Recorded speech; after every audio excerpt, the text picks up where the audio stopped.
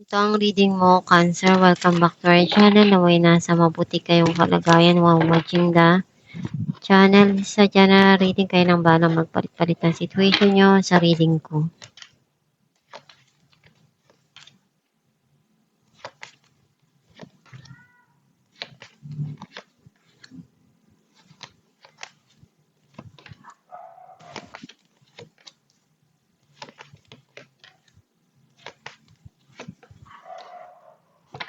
At the bottom of the deck, Four of Pentacles. I feel like ang nasisense ko na energy mo, andun yung may mga bagay ka ngayon na gusto mong gawin, mag-ipon para sa kinabukasan mo, maiayos mo yung buhay mo, yung buhay ng mga pamilya mo. Ang mensahe ng card mo, andun yung may mga naalala ka pa rin. At andun yung panghihinayang mo, hindi mo pa rin maiwaksi sa isipan mo kasi malaki yung naging parte nun sa buhay mo. Unti-unti ka nang nag-heal, naging okay ka na.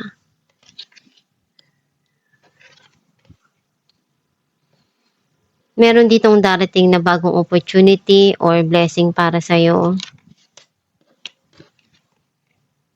Gusto mong baguhin yung mga nangyari sa nakaraan na hindi mo nagustuhan. Kung ano yung kaya mong maiayos, aayusin mo dun.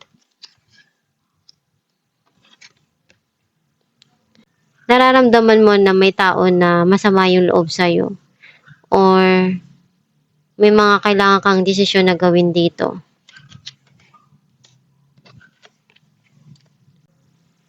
Hinahanap mo yung pagmamahal na kulang sa buhay mo kasi di na ibibigay sa'yo kung ano yung pagmamahal na binibigay mo.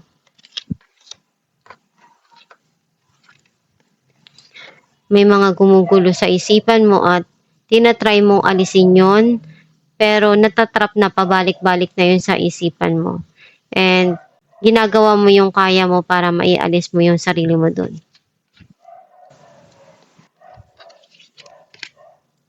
Iniisip mo na magbigay ng panahon, oras, or ayaw mo nang magsayang ng effort mo at nanghihinayang ka na baka dumating yung panahon na hindi naman na ibabalik ko ano yung mga binigay mo. Clarify natin ng Five of Cups. Page of Swords and Knight of Cups. Meron ka ditong inaalam or ini-spy. Some of you are removing some people in your life na hindi na mahalaga sa'yo. Hindi na nakakatulong sa buhay mo. Some of you, andun yung pagmamahal nitong tao na to. Gusto niyang sabihin kung ano yung nararamdaman niya, pero alam niyang may mga nangyari na hindi maganda sa nakaraan.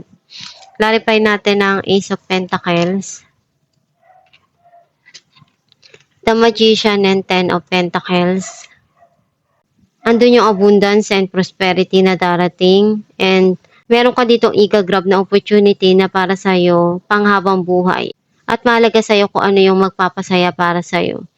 And ginagawa mo kung ano yung kaya mo para maging stable lahat. Clarify natin ang the Moon.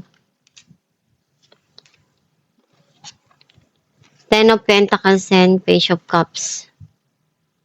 Nararamdaman mo na darating din yung panahon na makukuha mo rin kung ano yung gusto mo, yung stability sa relasyon at sa financial. Clarify natin ng Eight of Swords,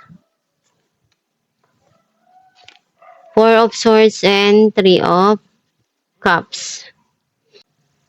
Gusto mo munang bigyan ng time yung sarili mo para pag-isipan yung mga nangyari. May mga nangyari dito na feeling mo kailangan ayusin. Clarify natin ang Queen of Wands,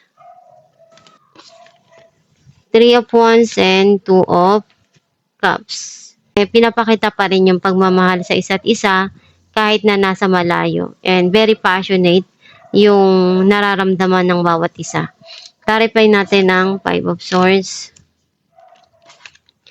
the Hangman, and Five of Pentacles. You feel stuck dun sa isang sitwasyon sa buhay mo. And feeling mo walang makikinig, kung sasabihin mo yung nararamdaman mo. Mas gusto mo na lang na baguhin kung ano yung kaya mo dun. Clarify natin ang Queen of Cups. 7 of Pentacles and 9 of Pentacles. Unti-unti ka nang nagiging masaya kasi may mga goal na na-achieve mo and mas naglalaan ka ngayon doon ng panahon, oras para makuha kung ano yung gusto mo at matupad mo yung mga pangarap mo. Even though feeling mo may kulang pa rin, pero alam mo naman na na-achieve mo kung ano yung goal na gusto mo and nagiging masaya ka naman doon sa mga dumarating sa buhay mo. Clarify natin ang 7 of Pentacles. 3 of Cups and 2 of Swords. Iniisip mo na magbigay ng panahon and ng effort. Ayusin, makipagkita, and you feel undecided. Hindi mo alam kung ano yung gagawin mo. Natatakot ka, baka magkamali ka. Alamin natin kung ano mensahe para sa'yo.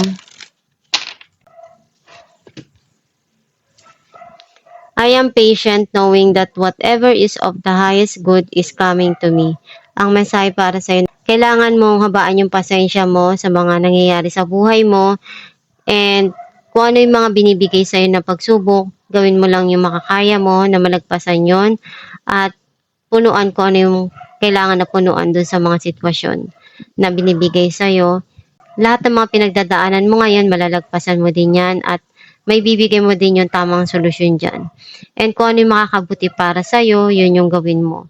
Magdasal ka lang palagi at maniwala ka sa Diyos Ama na ibibigay din sa'yo kung ano yung mga pangarap mo.